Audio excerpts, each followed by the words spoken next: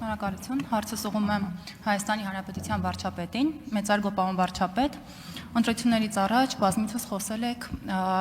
պատերազմի եռագլուխ կուսակցության վերաբերյալ, եթե հանկարծ ստացվեր այնպես, որ նրանք իշխանությունը զավթեին, մեզ սպասվում էր պատերազմ, եւ արդեն ընտրություններից հետո մենք կարող ենք գնահատել, որ եւ պնդել, որ մեր ժողովուրդը եւս այս վտանգը տեսել է եւ իր քվեով տեր է կանգնել խաղաղությանը եւ կարող ենք ասել, որ ժողովուրդը այնպես է արել, հա կանգնեցրել է այդ պատերազմը։ Խնդրում եմ ձեր մեկնաբանությունը այս թեմայում։ Շնորհակալություն։ Հարցին կպատասխանի Հայաստանի Հանրապետության վարչապետ Նիկոլ Փաշինյանը, համեցեք մեծարգո պարոն վարչապետ։ Շնորհակալ եմ Տիկին Պողոսյան հարցի համար, մեր նախընտրական կարգախոսն էր, որ մենք ժողովրդին կոչ էինք անում տեր կանգնել խաղաղությանը եւ մեր գնահատականը միանշանակ է, որ Հայաստանի Հանրապետության քաղաքացին տեր է կանգնել խաղաղությանը։ Բայց ես ուզում եմ ձեր ուշադրությունը հրավիրել ուրիշ փաստի վրա, որի մասին ըստ էության խոսեցի հիշատակելով Հայաստանի անվտանգության խորհրդի քարտուղարի եւ Ադրբեջանի նախագահի օգնականի հանդիպումը, որովհետեւ մենք պետք է մեր իրադրություններին արտաքին աչքով էլ նայենք, որովհետեւ արտաքին աշխարհում եւ ոչ միայն Ադրբեջանում, այլ արտաքին աշխարհում կարող է հարց ցակել։ Մի րոպե Հայաստանի Հանրապետությունում 500,000 քաղաքացի կա, որ մտածում է, որ պետքա ծովից ծով Հայաստանը գնալ վերցնել կամ պետքա Ղարաբաղը հետ բերել կամ պետքա գնալ Ղարաբաղ կամ պետքա վերանայել խաղաղության համաձայնագիրը եւ կամ ինչ որ գրած է խաղաղության համաձայնագրի մեջ ոչինչ մեկա մենք դա չենք անի 500,000 քաղաքացի կա այդտեղ հասկանում եք եթե ընկալումը լինի այնպես որ այդքան մարդ կա ես ուզում եմ հղում անել իմ ընտրություններից առաջ արած հայտարարությանը որ մեզ պետքա սահմանադրական մեծամասնություն, որպեսզի մենք բացառենք պատերազմը։ Եթե մենք հիմա չկառավարենք այս իրավիճակը եւ ընկալում ստեղծի, որ Հայաստանի Հանրապետությունում 500,000 մարդ կա, որ ասում է մենք պետք է Ղարաբաղի շարժումը շարունակենք, եւ պետքա ծովից ծով, այսինքն այդ պատերազմի եռագլուխ կուսակցության գումարն եմ ասում, արձանագրված ձայների։ Դա շատ լրջորեն կսրի քաղաքական, ռազմաքաղաքական իրավիճակ Հայաստանում, մանավանդ այն պայմաններում, երբ որ մենք այսօր ունենք նոր բանակ եւ կարող հարց առաջանա, կարող այդ բանակը հայտնվի այն մարդկանց ձեռքում, հասկանում եք, ես այս նկատի ունեմ, բայց մենք հո գիտենք իրողությունը,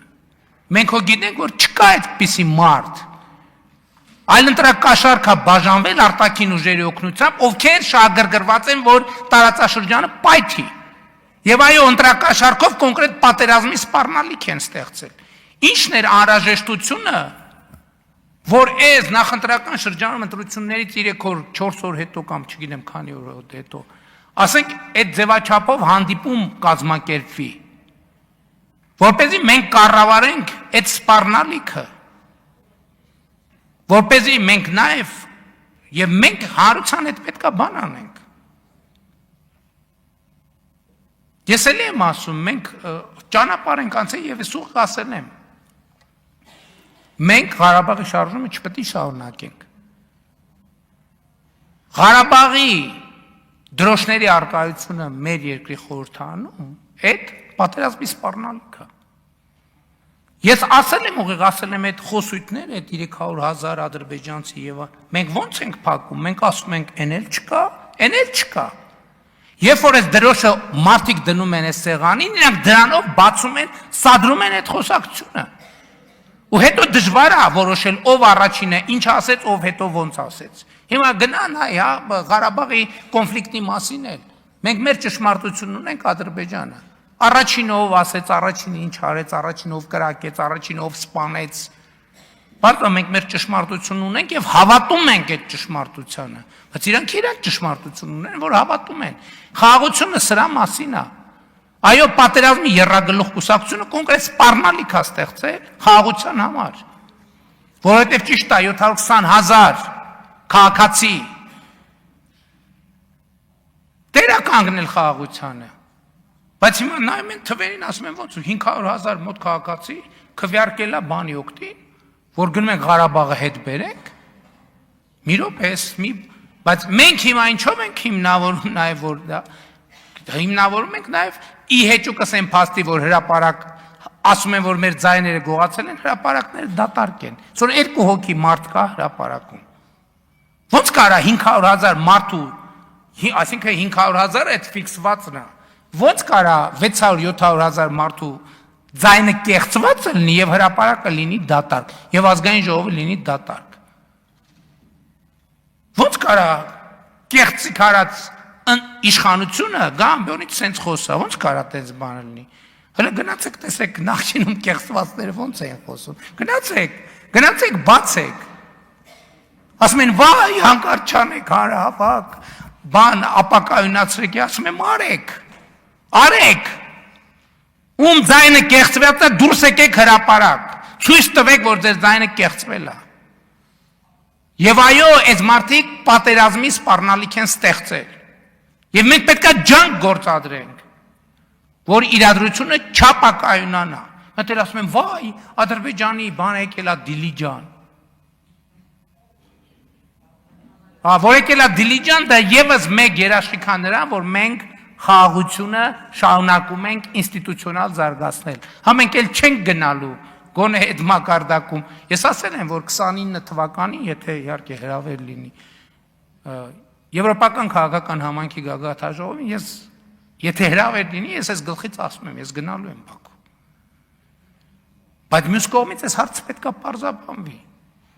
500,000 մարդ ասում է որ պետքա մենք Ղարաբաղի շարժումը շարունակենք ոչ չի ասում եւ մենք պետքա թույլ չտանք որ դա